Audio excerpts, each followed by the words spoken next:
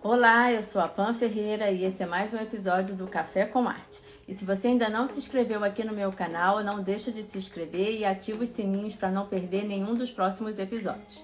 No episódio de hoje nós vamos falar sobre o livro de Neemias. E para nós começarmos não pode faltar a nossa amiga Bíblia e o nosso cafezinho. Então vamos lá?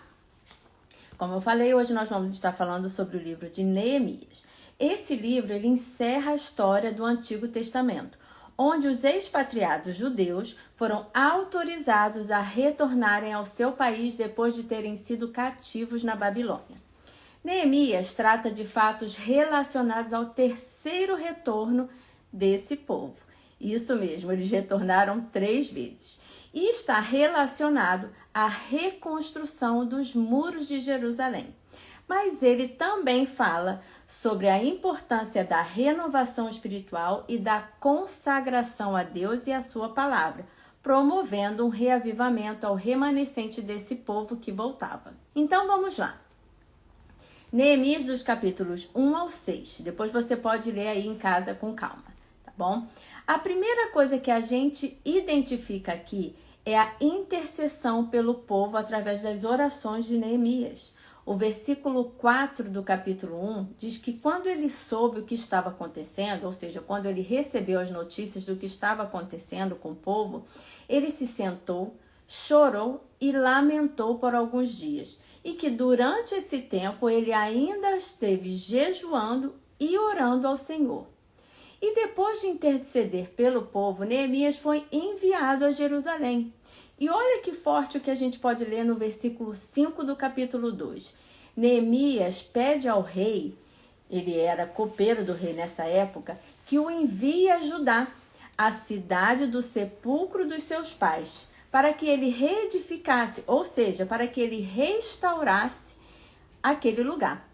E aqui nós vemos que num lugar de morte e cinzas, literalmente havia um desejo de restauração de vidas. E um prazo para que isso acontecesse, esse processo de reedificação, foi estabelecido, 52 dias. E chegando a Jerusalém, ele não falou com ninguém o que Deus havia colocado em seu coração. E isso está lá em Neemias 2:12. Só depois de passar por todos os lugares e ver o estrago que havia sido feito nos muros, foi que ele revelou ao povo que Deus havia falado com ele. E aí, como sempre, veio o primeiro grupo contra. Isso está lá no versículo 19. Sanbalat e Gesem desprezaram e zombaram de Jeremias, que da mesma forma lhes respondeu à altura, dizendo que quem os daria êxito na obra que iriam fazer era Deus, e que eles não tinham direito algum e nem parte naquilo que eles iriam fazer. A partir daí, Neemias dividiu as funções e as separou por famílias. Cada família ficou responsável por restaurar e reconstruir a parte do muro que ficava em frente de suas casas.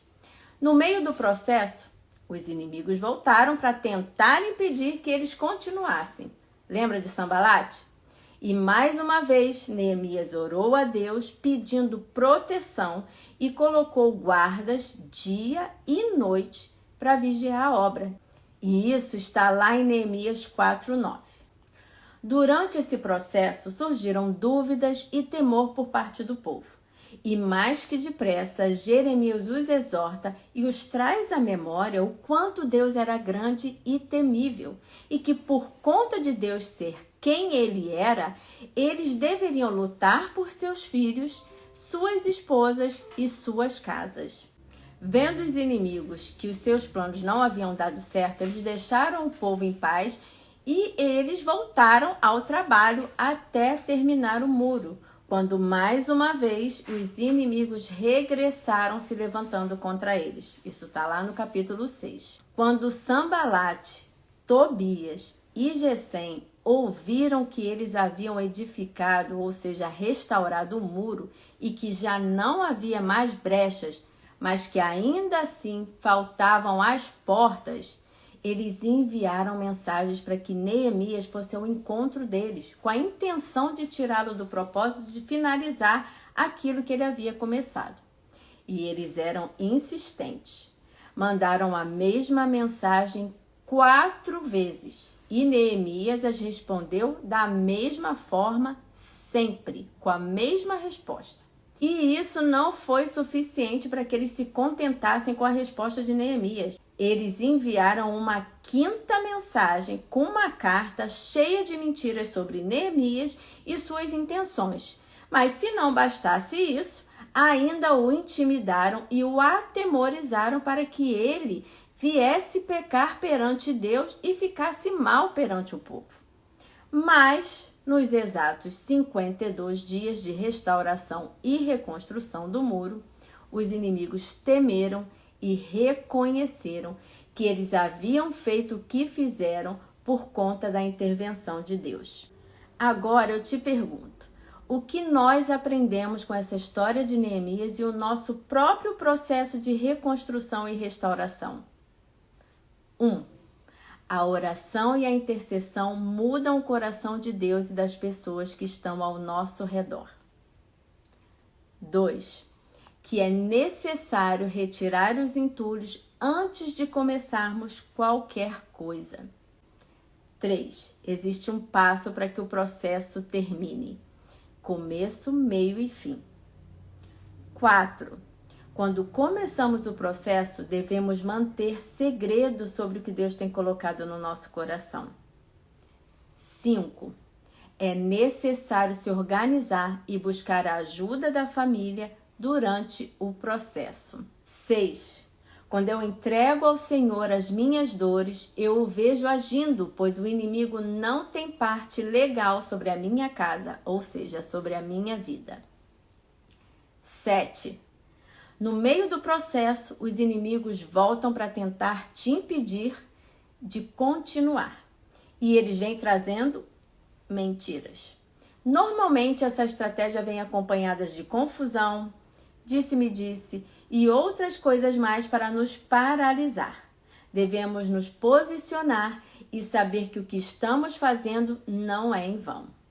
8. Deus é quem nos fortalece para continuarmos. Sem Ele, nada é possível. 9. Pessoas próximas a nós irão se posicionar ao lado do inimigo. Isso está no capítulo 6. Essas pessoas vão tentar nos tirar do foco. É hora de discernirmos quem está do nosso lado. 10. O processo não está terminado até que as portas estejam em seus devidos lugares. E para terminar, 11. Quando o processo tem fim, não há só restauração, mas há também perdão, arrependimento, reconciliação, adoração, fartura, bonança, alegria e restituição. A restauração ou a reconstrução é um processo.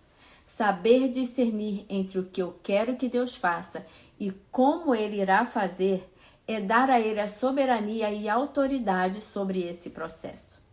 A minha oração hoje é que você possa identificar tudo aquilo que ainda tem afastado você da presença de Deus e que você se permita viver esse processo de restauração com Ele. Te vejo no próximo episódio. Tchau, tchau.